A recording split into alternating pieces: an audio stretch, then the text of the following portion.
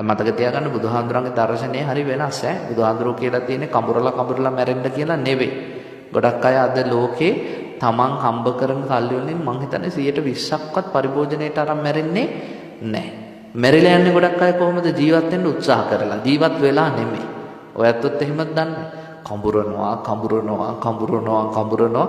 උත්සාහ කරද්දි ජීවත් වෙන්න මැරිලා ඉවරයි. ලෙඩත් හැදිලා ප්‍රෙෂර් කොලෙස්ටරෝල් ඔක්කොම හැදිලා මැරිලා. එහෙම නෙවෙයි බුදුහාඳුර කියන්නේ. මිනිහෙක් වුණාම තියෙන්න ඕන පළවෙනි එක අතිසුඛ. මට තියනවා කියලා සතුටක්. තමන්ට අවශ්‍ය ප්‍රමාණය එකතු කරගන්න. කිසි ප්‍රශ්නයක් නැහැ. කවුරු හරි කියනවා නම් ඔබට නෑ බුද්ධ ආගමේ කියන්නේ මේ චාම් සරල එක පිස්සු. ඒ මිනිස්සුම අයින් කරලා දාන්න. ඒ කුහකයෝ. බුදුහාඳුරන්ගේ ධර්මයේ කොහෙවත් කියලා නැහැ චාම් සරල කතාව. ඒක මේ 1960 70 ගණන් වල බෞද්ධයව හිඟන්නු බවට පත් කරන්න ගෙනාවු සංකල්පයක්.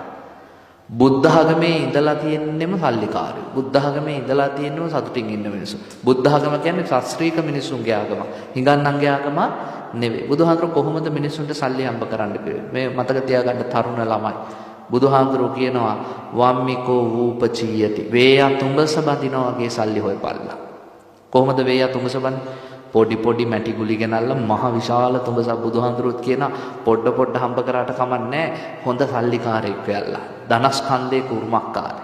හැබැයි මීමැස්සා මල නොතලා රොන් ගන්නවා වගේ. බඹරස්සේන හිරියතෝ. සල්ලි හම්බ කරද්දි කාටවත් කරදරයක් වෙන්න බෑ. ඒ කියන්නේ අයථාක්‍රම වලින් නෙමෙයි. බුදුහාඳුරු කියනවානේ මස් මාංශ විකුණන්න එපා, අවියාද විකුණන්න එපා, වසවිස විකුණන්න එපා, වහල් වෙළඳාම් කරන්න එපා, මත්ද්‍රව්‍ය විකුණන්න එපා. ඒවා නොකර තමන්ගේ තනුන්ගේ ජීවිත සුරක්ෂිත වෙන ක්‍රියාදාමයක යෙදෙන්න. මතක තියාගන්න බුදුහාඳුරන්ගේ ක්‍රමවේදයට අනුව පොල් කඩනවා කියන්නේ මහා ධාර්මික රැකියාව. ඇයි තමන්ගේ ශක්තියෙන් මහන්සිය. ඒවා අපේ රටවල් වල පින්වත්නි මේ මාන්නය කියන කරුණුත් එක්ක ගැලවිලා තියෙනවා.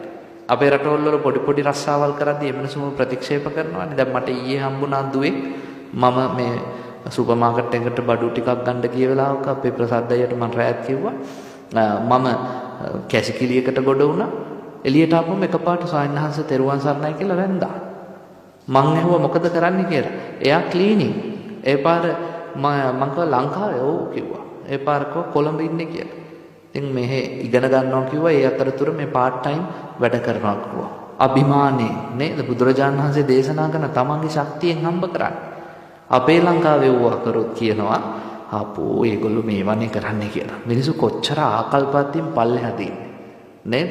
බුදුරජාණන් වහන්සේ දේශනා කරපු තමන්ගේ මහන්සියෙන් නම් හම්බ කරන උත්තාන වීරයාදිගත උත්සාහයෙන් වීරේ බාහා බල පරිචිතා තමන්ගේ අතපය නම්